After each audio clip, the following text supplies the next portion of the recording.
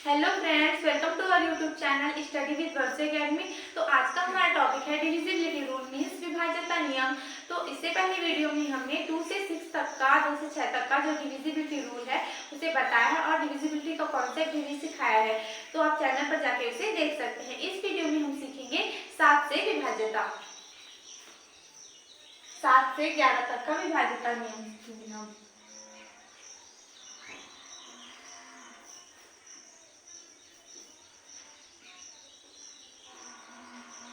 7 से विभाज्यता।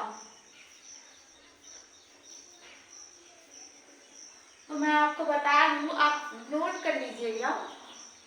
यदि किसी संख्या के अगर किसी संख्या की इकाई के अंक को दोगुना कर शेष अंकों से बनी संख्या को घटाइए और प्राप्त संख्या में यह प्रक्रिया तब तक दोहराइए जब तक कि 2 अंक और 1 अंक का संख्या प्राप्त न हो जाए। और प्राप्त संख्या में ये देखिए क्या वह 7 से डिविजिबल है। अगर वह नंबर 7 से विभाजित होता है, मतलब 7 से डिविजिबल है, तो वह पूरी संख्या जो है जिन संख्याओं में हमने ये पूरी प्रक्रिया दोहराई वो सारी संख्या जो है वो 7 से विभाजित पूर्णतः विभाजित होगा।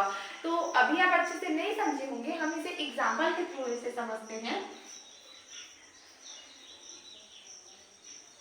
जैसे कि हमें चेक करना है क्या ये नंबर 7 से डिविजिबल है, तो हमें क्या करना है, हमें इसके इकाई के अंक को मतलब यूनिट डिजिट को हमें क्या करना है, दोगुना करना है। दोगुना करने का मतलब है इसे 2 के साथ इसका गुणा करना है, 2 से इसे गुणा करना है। तो 3 दूनी कितना हो जाएगा, 6 हो जाएगा।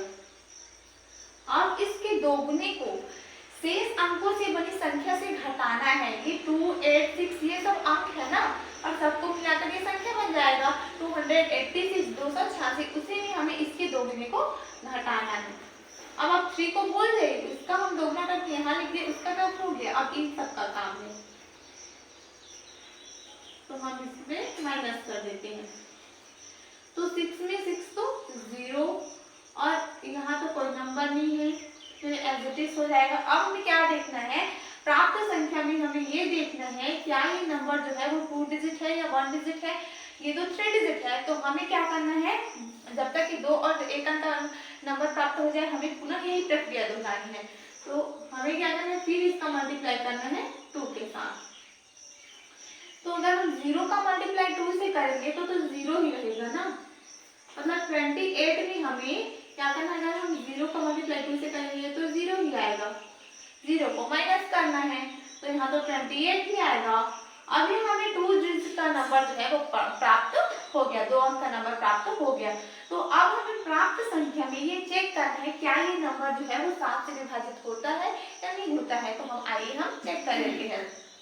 तो 7 का 21 होता है और 7 जो 28 होता है। मतलब अगर ये नंबर जो है प्राप्त संख्या अगर 7 से विभाजित होता है तो यह पूरी संख्या जो है वो 7 से विभाजित हो जाएगी। जैसे कि हम चेक ही कर लेते हैं।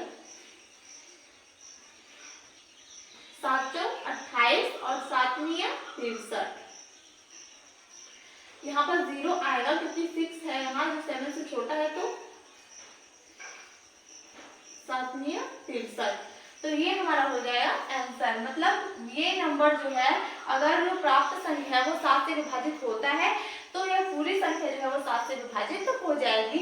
हम कोई और एग्जांपल देखते हैं।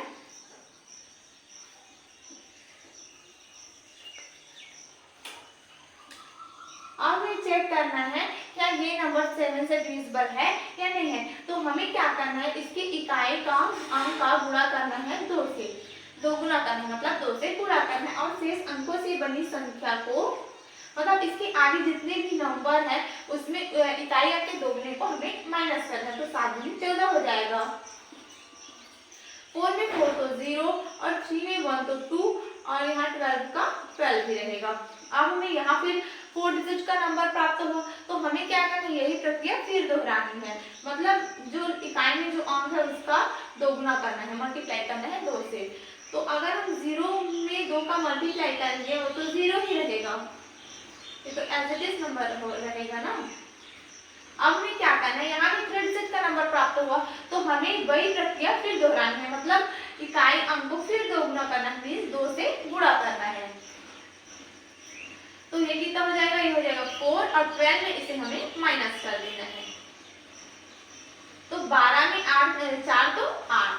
अब यहाँ पास आप देखिए क्या जो ये यहाँ पास नंबर हमारे पास आया 8 वो क्या 7 से डिविजिबल है?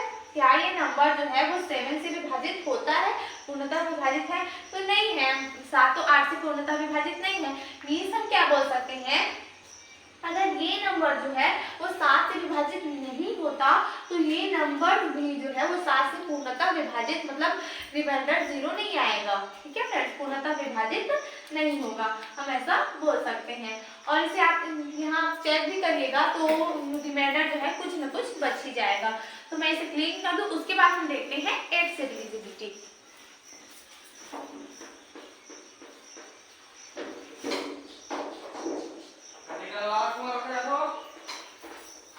अब हम देखते हैं 8 से डिविजिबिलिटी।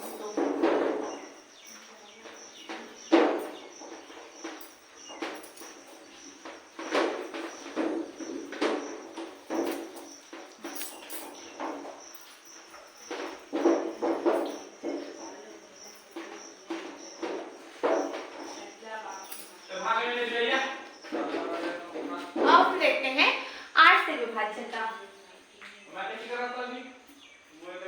8 से विभाज्यता, तो सबसे पहले आप इसे नोट कर लीजिएगा। यदि किसी संख्या के इकाई, दहाई और सैकड़ा के, यदि किसी संख्या के इकाई, दहाई और सैकड़ा के स्थान पे जो अंक हो वो 8 से डिविजिबल हो, मतलब इकाई, दहाई और सैकड़ा के अंकों से बनी संख्या अगर 8 से विभाजित होता है तो पूरी संख्या जो है वो 8 से विभाजित हो जाएगी।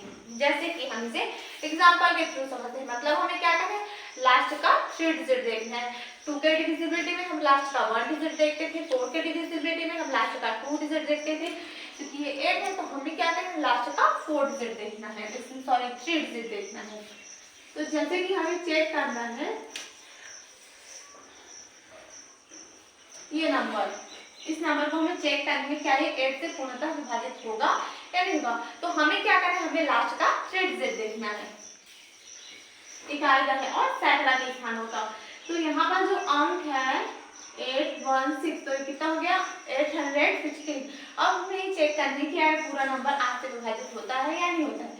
8 एकम 8, 8 दूनी 16, मतलब ये नंबर जो है वो पूर्णतः 8 से डिवाइड हो गया। ये 3 अंक, अगर ये 3 अंक 8 से पूर्णतः विभाजित हो गया तो ये नंबर जो है वो भी 8 से पूर्णतः डिवाइड हो जाएगा। जैसे कि हम इसे चेक ही कर लेते हैं।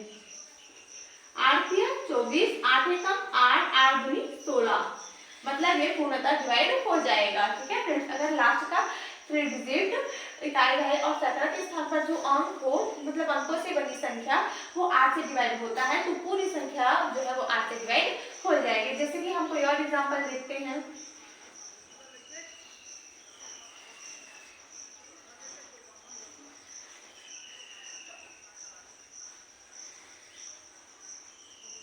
अब हमें चेक करना है क्या ये नंबर जो है, इसके आगे हम कोई और नंबर ले सकते हैं।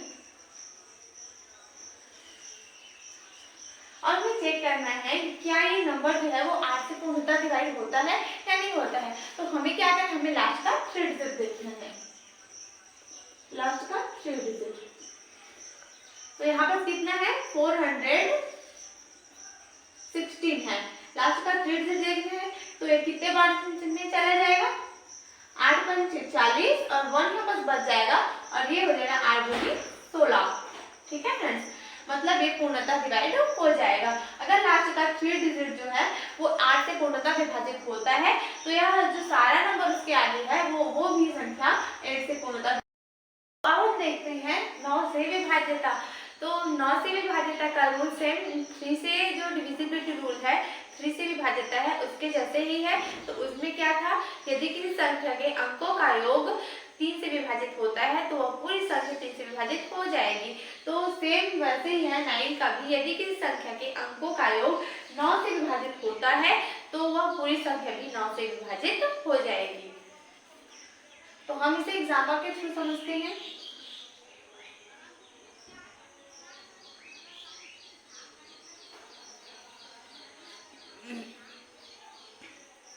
अब हमें देखते हैं ये नंबर नंबर, तो क्या ये नंबर जो है वो 9 से डिविजिबल है?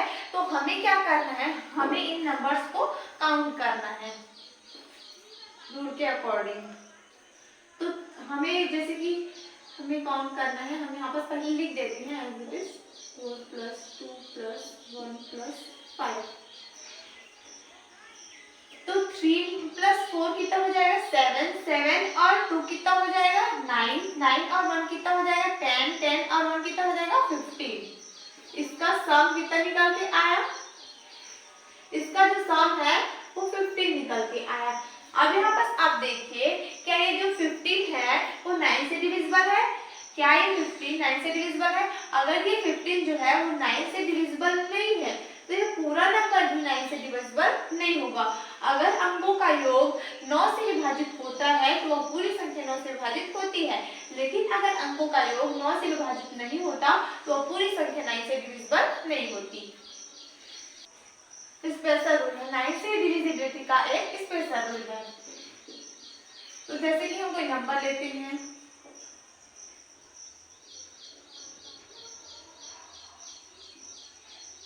अब हमें क्या चेक करना है, इस नंबर को चेक करना है क्या ये 9 से विभाजित होता है, 9 से ये डिविजिबल है।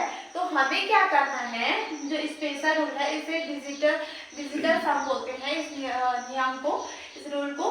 तो इसमें हमें क्या करना होता है, मतलब जिन जिन अंकों का योग, जिन जिन संख्याओं के अंकों का योग 9 आता है उसे हमें काट देना होता है।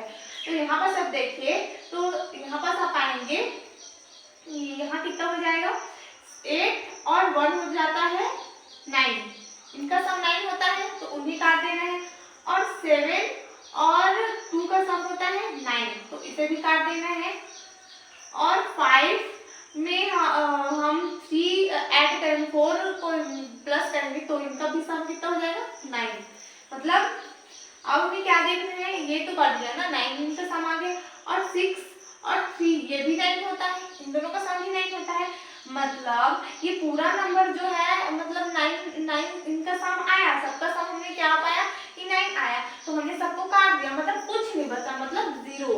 तो रिमाइंडर यहाँ कितना आया 0 आया। मतलब ये संख्या जो है, ये पूरी संख्या जो है वो 9 से विभाजित हो जाएगी। हमें क्या देखना है, इन मतलब नंबर्स को देखना है कि किन किन संख्याओं का प्लस जो है वो काउंट करना है कि वो 9 आता है कि नहीं आता है। जो 9 आता है उन्हें हमें काट देना है। हम कोई और एग्जांपल लेते हैं जैसे कि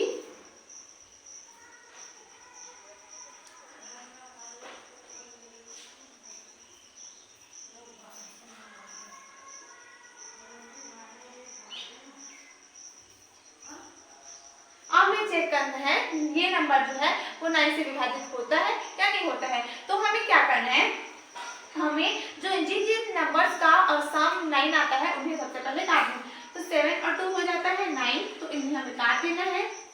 और 2 4 हो जाएगा 6 और 3 कितना हो जाएगा 9 तो हमें इसे भी काट भी देना है। ठीक है फ्रेंड्स, इसे भी काट देना है। अब 8 और 1 कितना हो जाता है 9, इसे भी हमें काट देना। और 9 तो खुद 9 यहाँ पर है। और 7 कितना हो जाएगा 9, इसे भी काट देना है। और 3 4 हो जाएगा 7 और 2 हो जाएगा 9, इसे भी हमें काट देना है। मतलब कुछ नहीं बचा यहाँ पास, मतलब कितना बचा 0 बचा। और जो रिमाइंडर आया मतलब वो है वो 0 है। मतलब ये पूरा नंबर अगर भी कट रहा हो तो 9 से पूर्णतः विभाजित तो हो जाएगा। ये एकदम सिंपल नियम है, इसके थ्रू आप बहुत आसानी से इसे सॉल्व कर सकते हैं। जैसे कि हम कोई और एग्जांपल लेते हैं,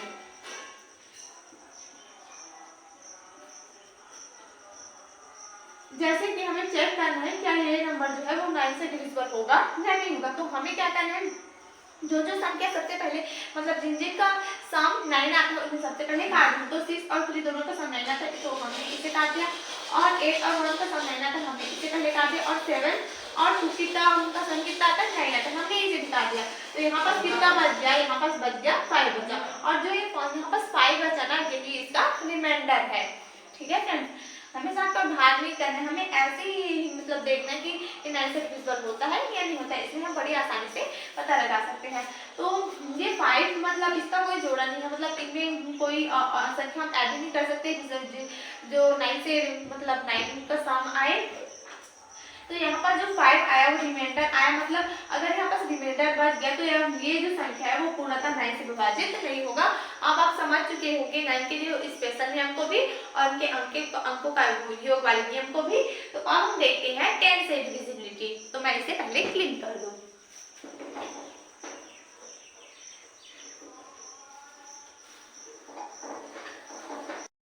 अब हम देखते हैं 10 से डिविजिबिलिटी।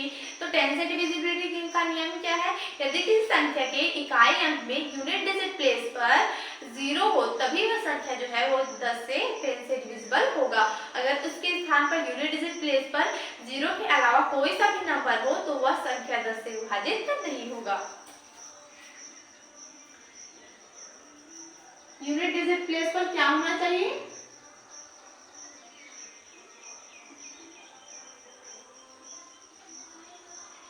ओनली 0 होना चाहिए। ठीक है फ्रेंड्स।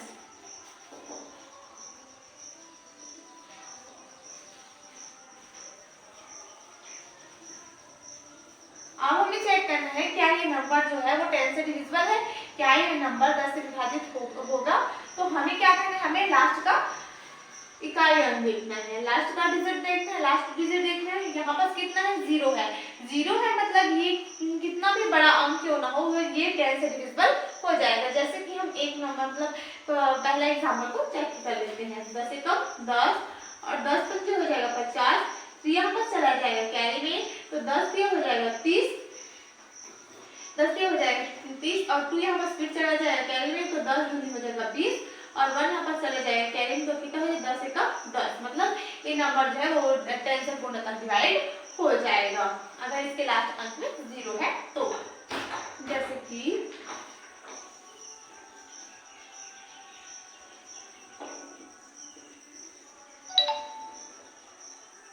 हमें चेक करना है क्या ये नंबर 9 से 10 से डिविजिबल है। तो हमें क्या देखना है? सबसे पहले इसके लास्ट का इकाई अंक देखना है, यूनिट डिजिट देखना है। यहाँ तो 0 है, ये तो 0 है ना, मतलब हम क्या बोल सकते हैं ये नंबर, ये पूरा नंबर 10 से डिविजिबल होगा। अगर हमें जैसे कि कोई ऐसा अंक दिया हो 3 4 7 2 7 9 8, हमें चेक करना है क्या ये नंबर 10 से डिविजिबल है। तो इसके यूनिट डिजिट प्लेस पर क्या है? 8 है, मतलब 0 के स्थान पर मतलब 0 होना चाहिए, उसके स्थान पर 8 है। तो क्या ये नंबर 10 से डिविजिबल होगा?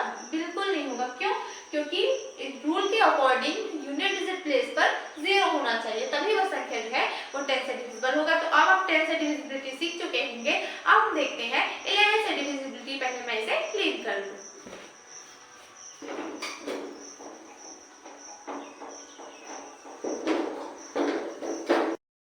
तो अब हम देखते हैं 11 से विभाज्यता का रूल क्या है। तो आप सबसे पहले इसे नोट कर लीजिए।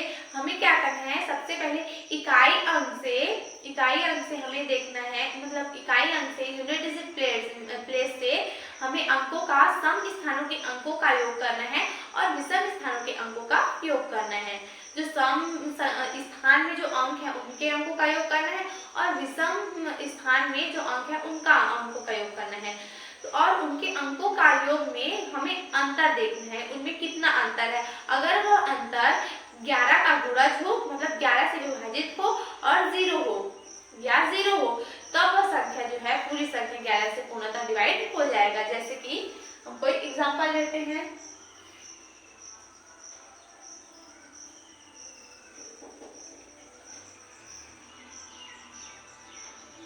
अब चेक करना है क्या ये नंबर जो है वो 11 से डिविजिबल है। तो हमें क्या करना है, हमें इकाई अंक से शुरू कर सम स्थानों के अंकों का योग अलग करना है और विषम स्थानों के अंकों का योग अलग करना है।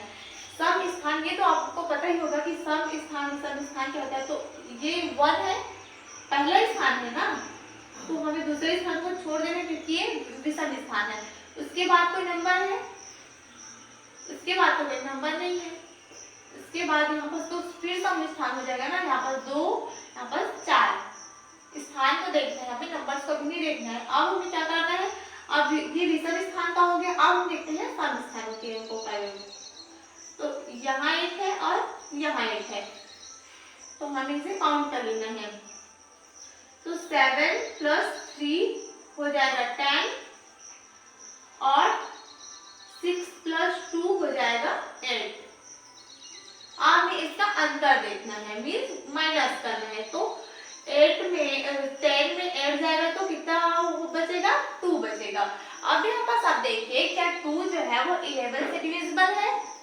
2 11 से कैसे डिविजिबल होगा, ये छोटा है ये बड़ा है, मतलब डिविजिबल नहीं है, मीन्स ये हमारा रिमाइंडर है। और अगर ये रिमाइंडर है, 2 यहाँ पास अगर रिमाइंडर है तो ये जो नंबर्स है वो 11 से विभाजित नहीं होगा। ठीक है फ्रेंड्स। और जैसे कि हम कोई और नंबर लेते हैं,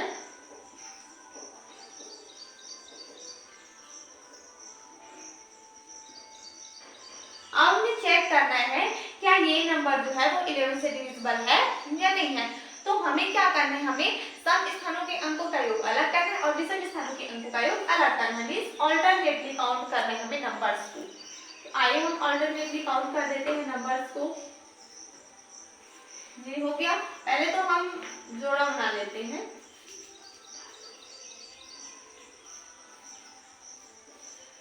अब हमें सम स्थानों के अंकों का पहले विषम स्थान को देख लेते हैं। 6 है, 2 है, 3 है, 4 है, 9 है। इसके अलावा कोई है क्या, 6, 2, 3, 4, 9। विषम स्थानों का हो गया। अब हम देखते हैं सम स्थानों के अंकों का योग। यहाँ पास कितना है, 6 प्लस यहाँ पास है 2 प्लस 3 प्लस 4 प्लस 1। हमें क्या करना है, इनके अंकों का योग करना है। तो हम पीछे तरफ से करते हैं। तो 9 और 4 कितना हो जाएगा, 30, 13 और 3 कितना हो जाएगा, 16 और 2 कितना हो जाएगा, 18 और 6 कितना हो जाएगा, 26 हो जाएगा। 18 और 6 26 हो जाएगा। और हम इसे भी काउंट कर लेते हैं। तो 9 और 4 हो जाएगा 13 और 3 हो जाएगा 16 और 2 हो जाएगा 18 और 6 कितना हो जाएगा, 24 होगा। 18 और 6 24 होगा। ठीक है फ्रेंड्स। अब हमें क्या करना है, इनके जो काउंट किए तो जो नंबर आया उनका हमें अंतर देखना है, मतलब हमें माइनस करना है। तो इनका अंतर कितना आया, 0 आया। या तो 11 का गुणा जाता या 0 आता तो वह संख्या जो है वो 11 से डिवाइड होता है। तो यहाँ तो 0 आया, मतलब हम क्या बोल सकते हैं, ये जो नंबर है ये पूर्णतः 11 से 11 से डिवाइड हो जाएगा। हम कोई और एग्जांपल देखते हैं। हमें क्या करना है, हमें ऑल्टरनेटली कोई भी नंबर्स को काउंट करना है। 4 5 6 7 8 9। अब देखना है क्या ये नंबर जो है वो 11 से विभाजित होता है या नहीं होता। तो हमें क्या करना है, ऑल्टरनेटली नंबर्स को काउंट करना है, एक को छोड़कर एक। ये हो गया विषम स्थान का। अब हम देखते हैं सम स्थान का। अब कोई नंबर है क्या, नहीं है। आइए हम यहाँ पर कर देते हैं 9 + 7 + 5 + 3 + 1 हो गया विषम स्थानों के अंकों का योग। हम देखते हैं सम स्थानों का अंकों का योग। 8 + 6 + 4 + 2।